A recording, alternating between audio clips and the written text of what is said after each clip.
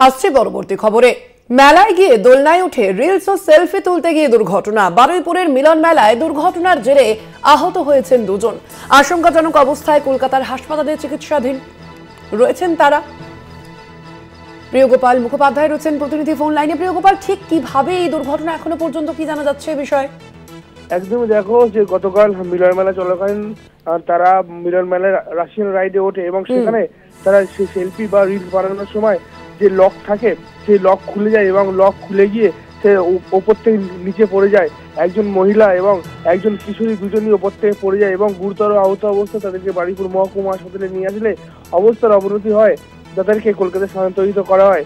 ইতিমধ্যেই কিন্তু মিলন মেলায় যে রাইড ছিল সেই রাইডে কিন্তু যে লক ছিল সেই লক কিন্তু মিলন মেলা কর্তৃপক্ষ বারবার বলছে যে আমরা লক কিন্তু আটকে দিয়েছিলাম, ওরা সেলফি তোলার চক্করে কিন্তু এই লক খুলে ফেলে এবং ওপর থেকে নিচে পড়ে যায়।